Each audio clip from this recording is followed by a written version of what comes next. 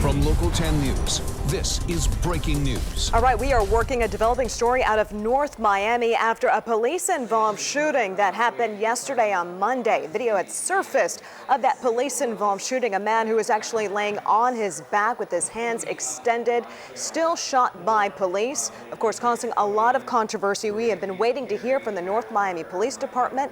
It looks like not only are the police there, some elected officials are there as well. There is that video on the right side of your screen. And here's now Chief Gary Eugene. I realize there are many questions about what happened on Monday night. You have questions. The community has questions. We, as a city, and as a member of this police department, and I personally have questions.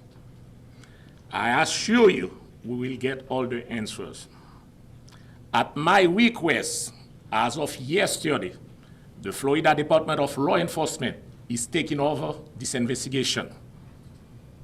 The state attorney's office is also looking at the case.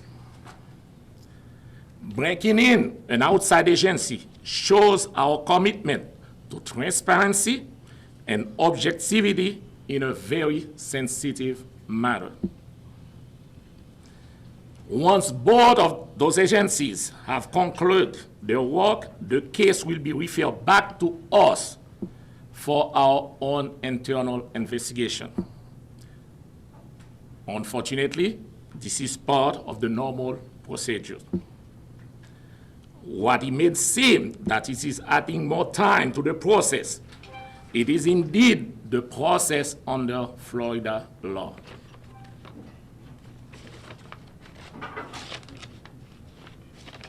As I'm addressing you, what we know so far, that on Monday evening at about 5:01 p.m., a 911 call was received about a man with a gun threatening to commit suicide, to kill himself.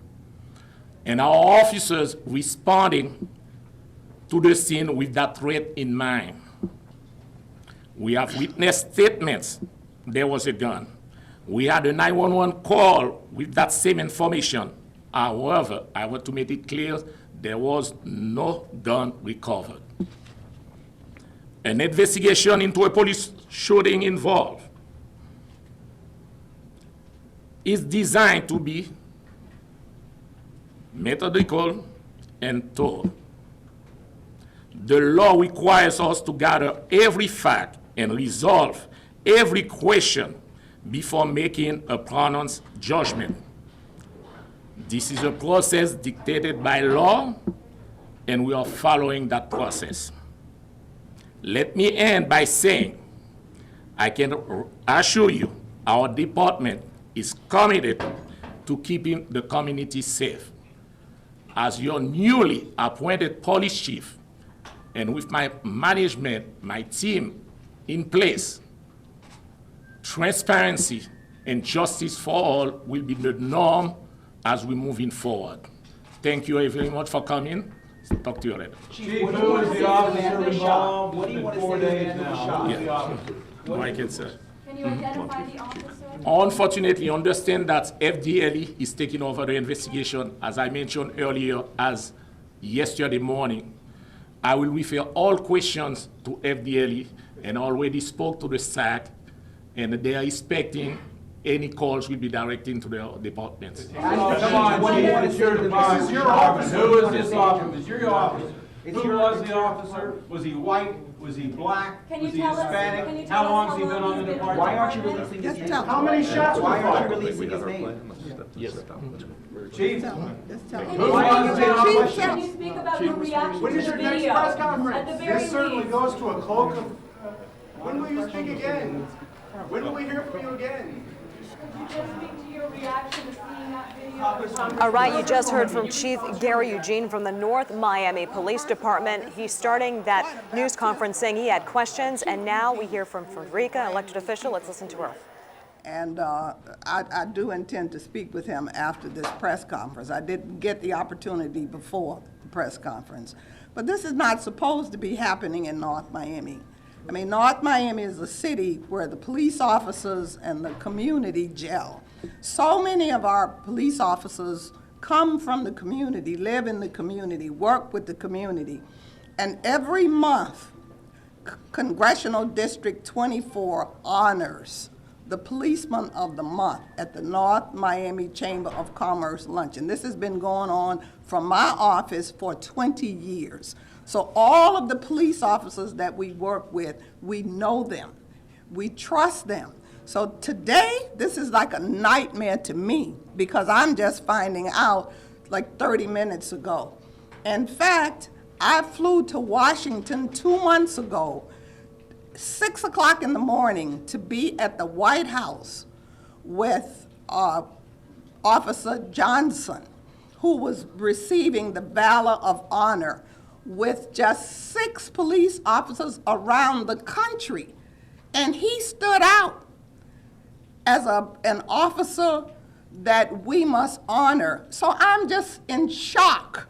I'm stunned. What do you think The about video is like a nightmare. I can't believe it. I have no, it's almost as if you would think that, you know, I've been having conversations with Judge Leifman, and he has indicated to me that a lot of police officers are suffering from PTSD. And he has been training police officers in PTSD for the county. I'm not sure if he's come to North Miami, but I think that is in his plan.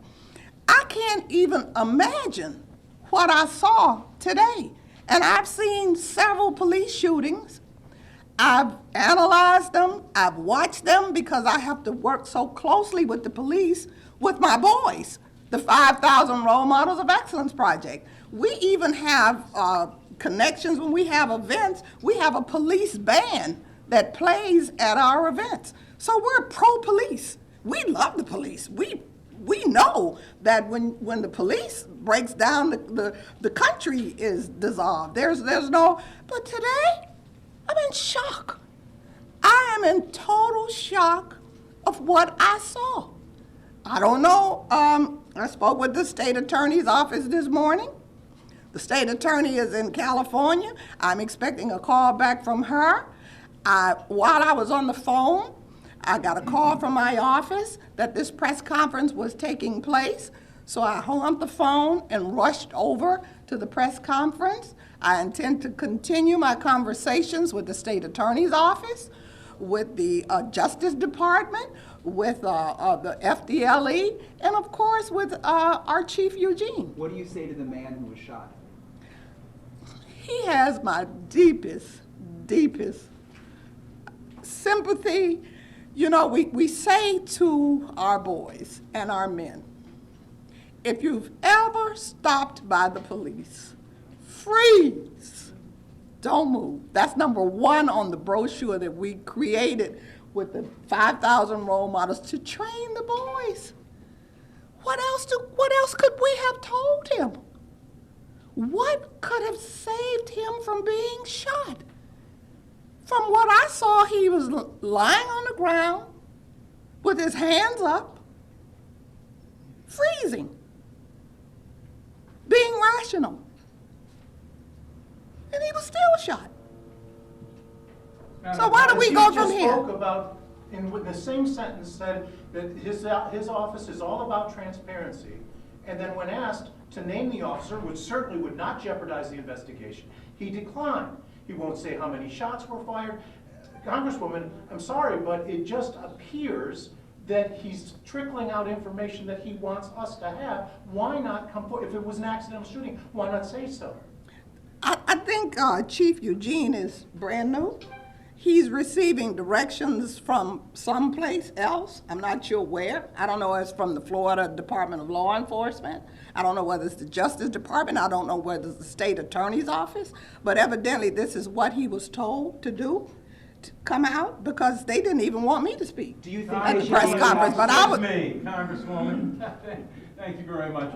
I have learned for a fact from an absolutely impeccable source that the shooting officer was a white Hispanic male, and the victim was a black man. We could see that Yeah. on the tape, on the One video. cell phone video, On one cell phone video from another angle shot from a window upstairs, the person shooting on the cell phone can be heard to say, "Why did he shoot the black guy lying down? Why did he shoot the black guy?" The autistic client who was sitting there and who may have been thought to be armed, I don't know, was not shot. The black man with his hands in the air was shot. To what extent or does that strike you or doesn't? Oh, it strikes me very dearly. You remember, I am a product of the civil rights movement. I'm a product of grandparents, great-great-great-grandparents of slavery. So I'm a product of what's unfolding today, but it was not supposed to unfold in a city like North Miami. Do you think so there's a breakdown. There's a breakdown. I'm not sure what it is, but not North Miami. Do you think they should be naming the officer who did this? I'm not sure because I'm not sure of the procedure. So I don't know how it's going to help us that they name the officer because we're not going to go look for him. So I don't know, what the urgency is of naming him. It's 4 days since the shooting, Congresswoman. Well, I think that we'll have a conversation with the chief, but I'm not sure of the urgency on my part. I am just saying that I will follow up with every agency to make sure that justice is done for this poor gentleman. I was just asking my staff, I said, is he married? Does he have kids? Where was he shot? They said he was shot in the leg. I said, but why? And it's my understanding that on the video, the officer said, he asked him, why did you shoot me? And he said, I don't know. So that's why I went to the PTSD version of what I was just discussing with you, because I don't know. Congresswoman, do you feel like mental health training, which is something that certain officers do receive very specialized training, do you think that would have helped in this situation where clearly this caregiver appeared to be concerned for his charge and it still didn't de-escalate the situation? Do you think all officers need to be trained better in mental health issues, and do you think that could have helped in this scenario? We have to pray that it would have, because that's the only solution I have as I stand here. When you shoot a man lying on the ground with his hands up, explaining to you the situation, and you shoot him anyway, something is not right with that picture. So we, as a community, as a total district, we're in shock. So, I mean, the elected officials standing here, we're all in shock today because this is not typical of North Miami. North Miami is a melting pot. It's like the little United Nations. So we're not accustomed to this tension that is evolving because of this shooting. We're not accustomed to that. So we have to follow up and see how we can break the tension and find solutions, because this cannot happen again. Thank you so much. All right, we just heard from Representative Frederica Wilson saying that video that was released is simply a nightmare, that she is in complete shock along with other elected officials. And just a few moments ago, we heard from Miami-Dade State Attorney Catherine Fernandez-Rundle about the shooting. She just released a statement in part saying, quote, the Florida Department of Law Enforcement is investigating the circumstances related to Tuesday's police-involved shooting and wounding of Charles Kinsey by North Miami police. Investigators are gathering all evidence related to this incident. As our procedure, once FDLE completes its investigation, they will provide us with their factual findings and conclusions. At that time, we will conduct our own investigation and review all the evidence to determine whether the actions of the shooting officer constitute a criminal act that can be proven beyond and to the exclusion of every reasonable doubt. We will release detailed information about all the evidence once our investigation is complete. Of course, this is the first time we heard from North Miami Police Chief Gary Eugene saying that he is, of course, handing over the investigation to FDLE. We're going to keep our eyes on this developing story. Of course, we'll have full coverage on Local 10 News at noon. Of course, you can also get updates on air and online at local10.com. This has been breaking news from Local 10 News. For continuing coverage, log on to local10.com.